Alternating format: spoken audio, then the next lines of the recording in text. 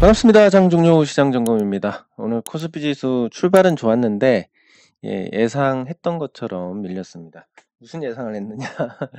보통 떠서 시작하면 뻗어나가는 경우가 거의 없습니다. 그리고 뻗어나가더라도 요런 갭 채우기를 통해서 어차피 되돌아오는 경우가 많기 때문에 요런 상황에서 그냥 채우고 가는 것도 나쁘지 않다. 그러면 이때 한번 저항을 받고 이때 저항을 받았기 때문에 2,500선이 단기적으로는 부담스러운 자리다라는 것은 알 수가 있습니다.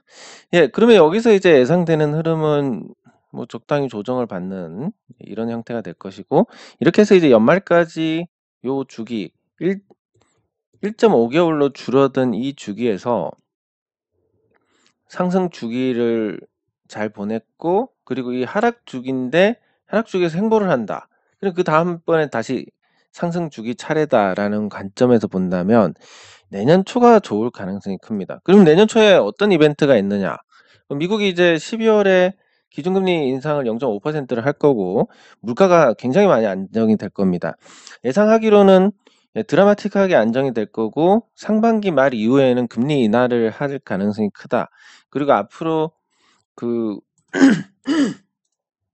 미국뿐만이 아니라 우리도 정책을 이제 더 신경을 써야 되는데, 이런 관점만 아니면 괜찮을 것 같습니다. 지금 주택 시장이 어려운 상태인데, 이 주택 시장이 어려운 이유가 두 가지입니다. 당연히 이제 금리 수준이 높아진 거하고, 근데 과거에도 금리 수준이 이만큼 됐었는데 왜 지금은 이렇게 힘겨워지느냐? 경기가 너무 안 좋기 때문에 그렇습니다. 예, 과거에는 경기가 좋았는데. 그리고 또 하나가 이제 이 가격이 고점에서 거래가 많이 됐다. 예, 요거는 제가 미처 생각을 못 했는데 오늘 또 조언을 받아 가지고, 예, 그래서 금리를 갑자기 많이 올린 부분하고 고점에서 거래가 많이 됐기 때문에 이 사람들이 버티기가 굉장히 힘든 상황이다. 근데 이거에 대해서 욕심 부리다가 샀으니까 니들 책임이지 뭐 그걸 가지고 찡찡대냐, 이렇게 하면 주식은 그게 맞는데 부동산은 좀 아닌 것 같다라는 생각을 합니다. 왜냐하면 누구나 다 살 집 하나씩은 있어야 되고, 그 당시에 전세도 못 구하고, 예, 집값은 계속 올라가니까 무리를 해서라도 살 수밖에 없는, 왜냐하면 더 올라가면 아예 그 집에 들어가지도 못하니까. 예, 그래서 이 의식주하고 관계된 부분은 꼭 욕심으로만 치부하기 어렵다라고 보고, 그럼 정부가 이제 여기에 대한 어떤 일종의 구제책을 줘야 되는데, 이 한국전력 문제도 그렇지만 해답은 매우 간편합니다. 부동산 문제도 금리 인하하면 됩니다. 한국전력 요금 인상하면 됩니다. 왜 못하느냐? 한국 전기요금 인상했다고 난리가 날까? 아닌 것 같은데. 금리 인하한다고 뭐 외환시장이 요동을 치겠습니까? 일시적으로 뭐 그런 일이 생길 수는 있겠지만 외환 위기까지 가지는 않을 거니까 역시 상관이 없을 겁니다. 그러면 그 짧은 고통을 감내를 하면 두고두고 편한데 왜 굳이 어렵고 효과도 없는 길을 돌아서 가는지 모르겠어요. 제 상식으로는 이해할 수가 없는데, 예, 어쨌든 그런 정부의 정책을 기대할 수 있는 게 이제 내년 상반기 말부터 물가가 꺾이면, 우리는 좀 빨리 꺾일 겁니다. 예상하건대 아마 내년 초부터 우리는 물가가 많이 떨어지지 않을까 이렇게 보고 있고, 예, 그랬을 때 안도 랠리 차원에서의 어떤 흐름을 기대할 수 있는, 당장은 2,500선이 부담이지만 연말까지 잘 버티면 다시 상승 주기로 돌아갈 가능성이 크다. 이렇게 정리를 해볼 수가 있겠습니다. 네, 그리고 댓글 확인하도록 하겠습니다. 아이고.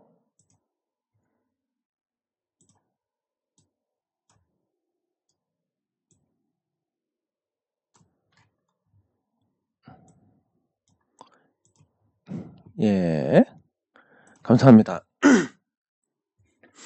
예, 날씨가 추워지기 전에는 겨울이 왜 이렇게 따뜻하지? 막 겨드랑이 땀도 나고.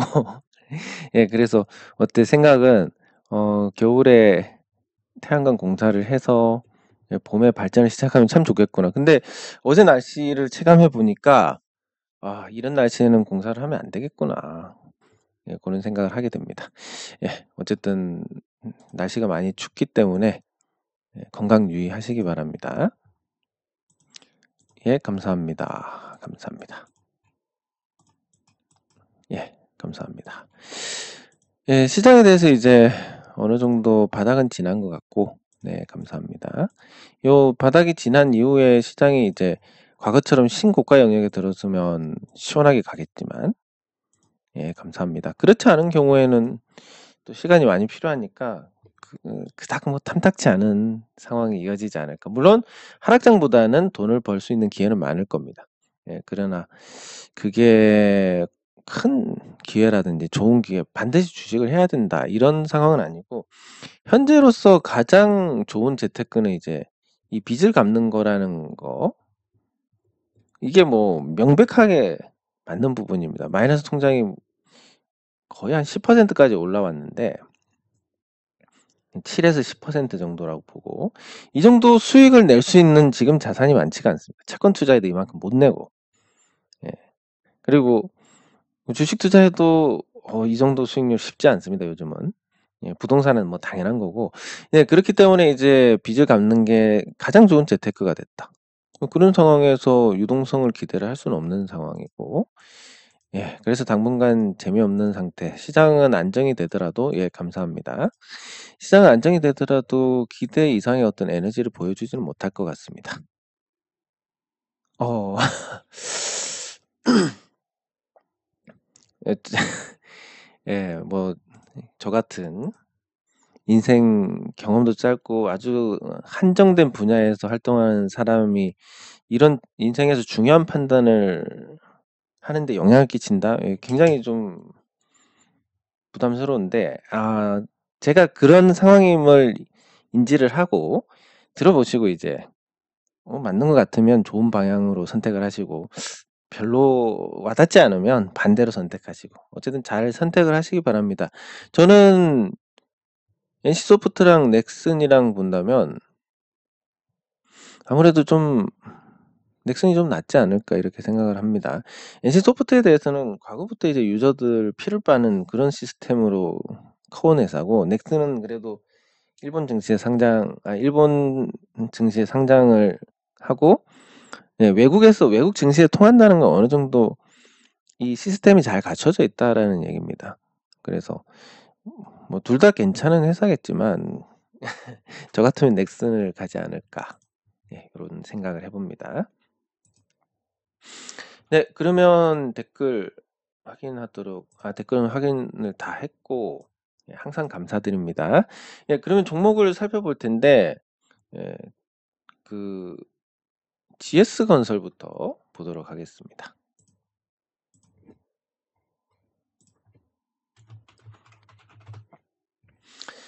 예, GS건설이 오늘 바닥에서 변동성이 줄어든 상태에서 거래량이 터지면서, 예, 좋은 흐름을 보였습니다. 어제는 아마 블록들이 있었던 것 같은데, 예, 요런 흐름 끝에 이제 바닥을 탈출하는 그런 상승이고, 거래량이 실렸기 때문에 이전에 있던 이런 기술적 반등과는 조금 거리가 다른, 예, 성격이 다릅니다. 네, 그리고 GS건설은 자이로 대표되는 국내, 예, 그 시공사들, 일군 시공사로 분류가 되는, 예, 그런 기업인데 그동안 유가가 상승했기 때문에 해외 건설 수요와 관련한 하락은, 예, 아니라고 보고, 그럼 이번 하락이 어떻게 해석이 돼야 되냐라고 본다면, 결국 이제 6월부터 건설 시장에 자금이 막히기 시작했습니다. 그 재심사하고 5월 스탑을 했기 때문에, 저축은행부터 해서 이 PF의 주 고객들이, 네, 그래서 6월부터인데 금리 인상 3월부터 했습니다. 이거 금리 인상하면 문제가 될 거다라고 하고.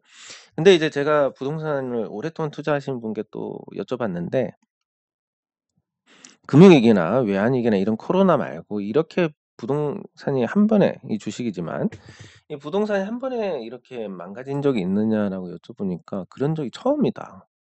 이런 뭐 어떤 합당한 위기 같은 게 있어서 그러면 모르겠지만, 그냥 이렇게 된 건 처음이다. 그러면 그냥이란 건 결국 금리 인상인데, 이 금리 인상이 후행적으로 금융위기를 불러일으키는 건 아니냐, 이런 의심을 가질 만한 상황이긴 합니다. 예, 근데 이제 더 나아가서 전 세계가 유기적으로 얽혀 있고, 그리고 정부의 정책이 과거에 경험이 없던 시절하고 비교하면 어마어마한 기록물을 갖고 있습니다.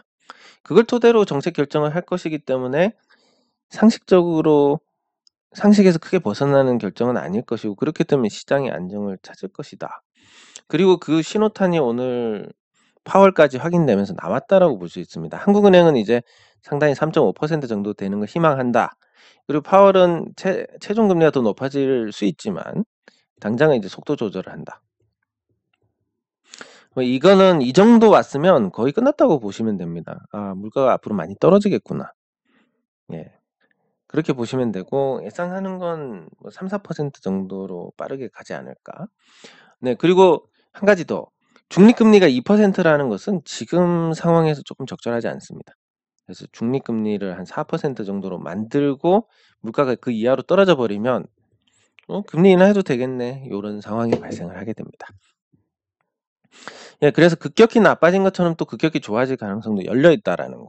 그럼 GS건설은 현재 기술적으로만 본다면 3월에 단기 고점을 찍고 내려와 가지고, 예, 이 평행적으로 볼 때는 7월 정도 됩니다. 그럼 3월에서 7월까지, 아니 3월이 아니구나. 아니 7월이 아니고 9월. 이상하게 좀 긴데 짧게 느껴졌습니다. 그러면 한 6개월 정도 하락을 했으니까 9월부터 6개월, 내년 한 3월까지는 기간 조정을 이어갈 것이다.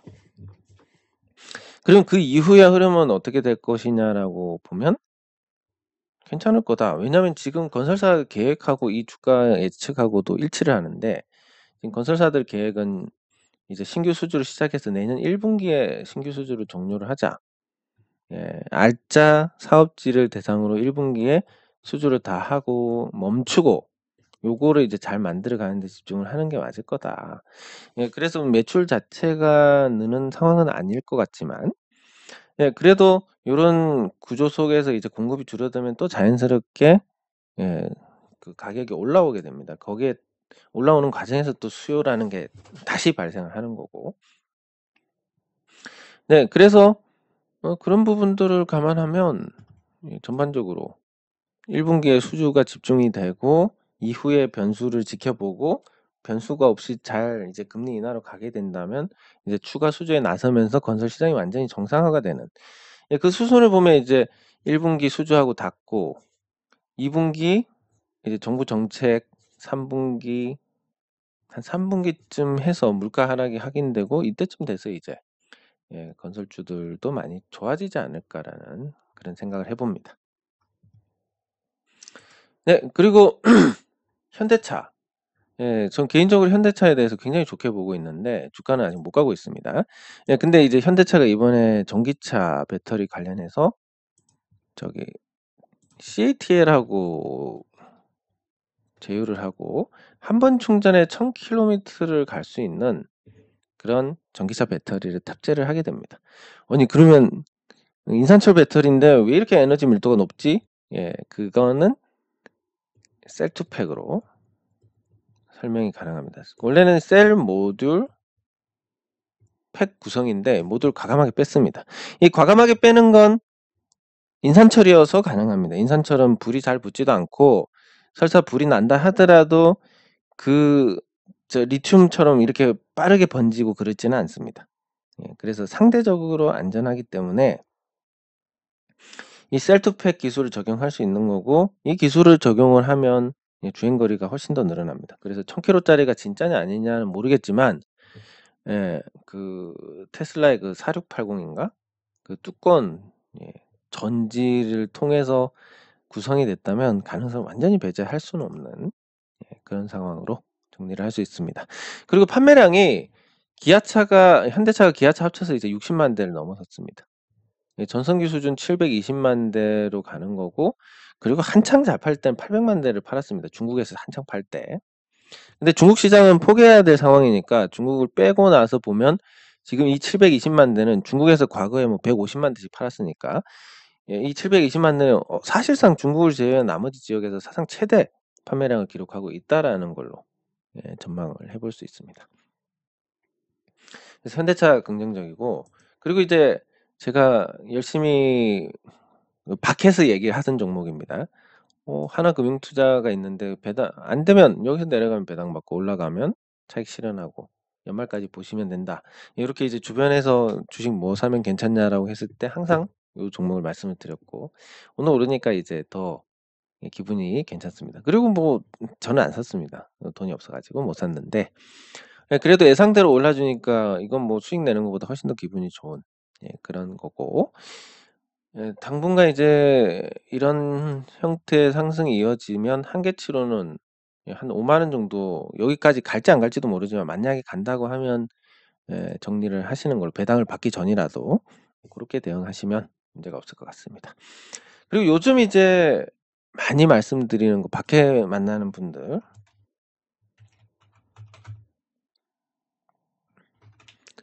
현대차증권을 말씀을 드립니다. 어떻게 말씀드리냐면 지금 당장은 재미없을 것 같다. 많은 이하에서 모아 가시면 괜찮을 것 같다.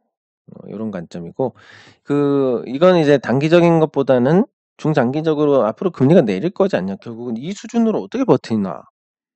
당연히 내릴 것이다.' 그렇게 봤을 때 그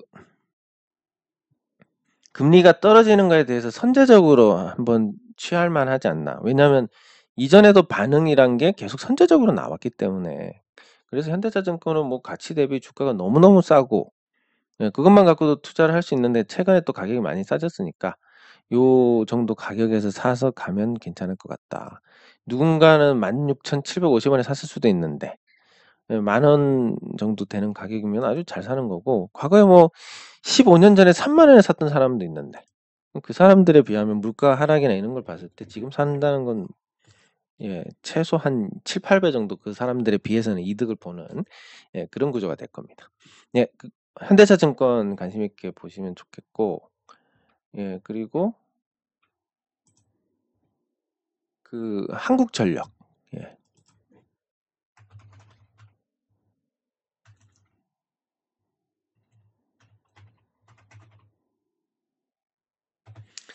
S&P 상한제가 처음으로 시행이 됐습니다, 오늘. S&P 상한제가 그러니까 S&P가 대충 S&P가 얼마였지?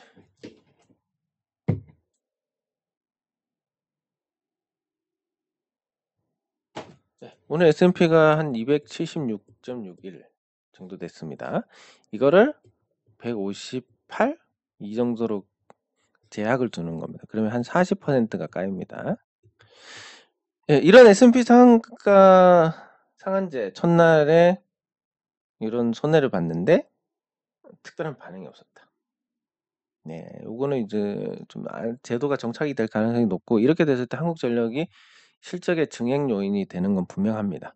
그래서 한국전력도 20,000원 이하에서 제가 괜찮다고 계속 말씀을 드려왔고 20,000원 이하에서 꾸준히 사 오셨으면 이제 좋은 결과가 있을 겁니다. 앞으로 약간의 추가 상승 모멘텀도 있고 그 그리고 한전채 판매 미달 이런 문제도 한숨 돌렸기 때문에 한국전력 괜찮습니다. 20,000원 이하에서 괜찮습니다. 이렇게 이제 시장에서 조금 핫했던 종목들을 한 번씩 보니까 뭔가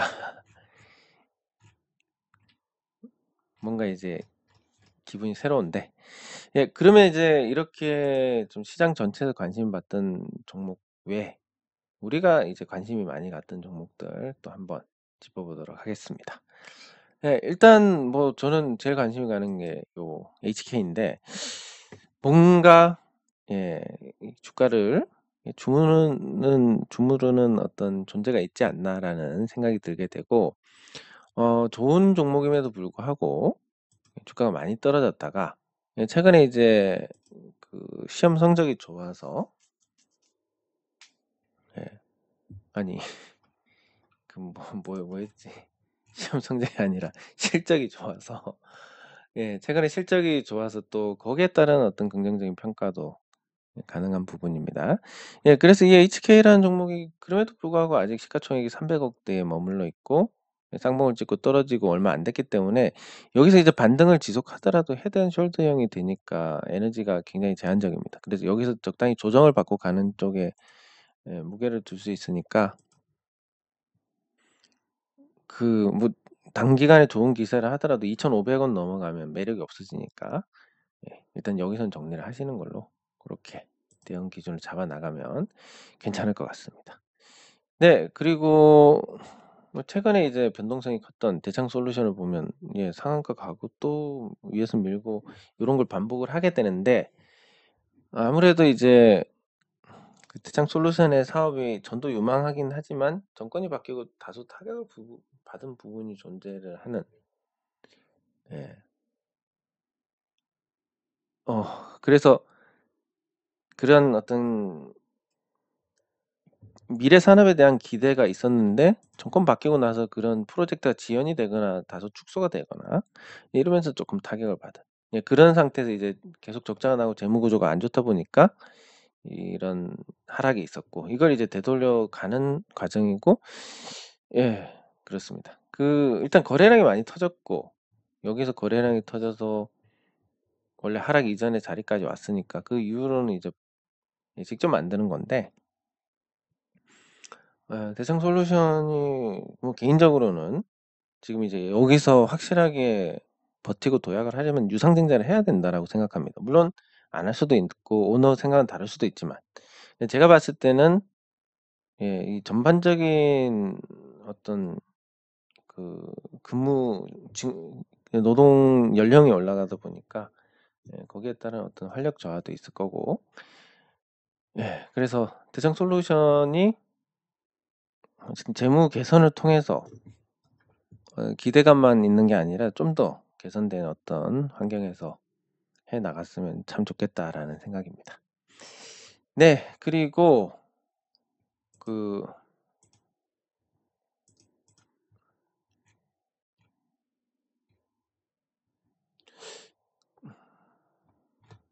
그리고 이제 파월 발언이 이제 있었는데 이 파월의 발언은 결국 이제 자기가 "욕먹기 싫다. 볼 것처럼 못하겠다." 이거랑 똑같습니다. 그래서 이제 적당히 속도 조절할 거고 이 통화 정책의 효과가 나올 때까지 인내심 있게 기다리겠다라는 거. 그러면 그 기다림의 끝은 뭐냐? 확실하게 정책을 내릴 수 있는 어떤 타이밍을 잡을 수 있다라는 겁니다. 네. 그게 이제 긍정적으로 해석할 수 있고 부정적이면 자기들끼리 이제 알력이 커 가지고 뭐 좀 발전을 저해한다거나 이런 부분들이 나올 수 있는데 전반적으로는 이제 좋은 그런 환경으로 볼 수가 있겠습니다. 네. 그리고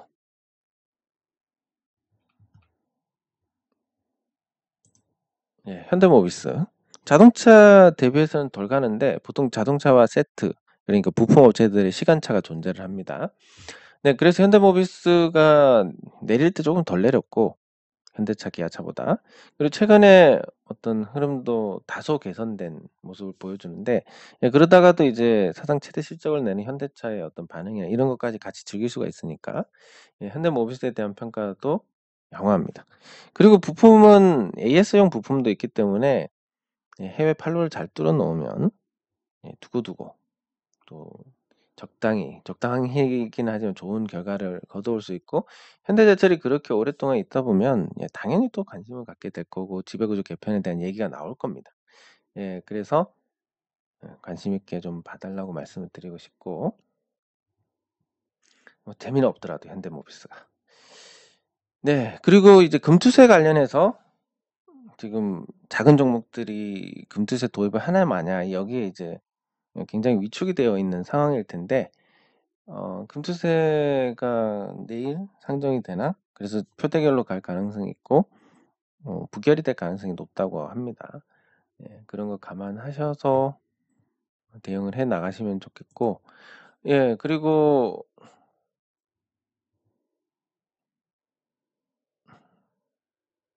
그리고 뭐 시간이 조금 있으니까 한 30분 잡아도 답답하실 것 같은 종목 살펴보겠습니다. 젠노레이 딱히 언급할 부분이 없습니다. 그냥 바닥 기고 있습니다.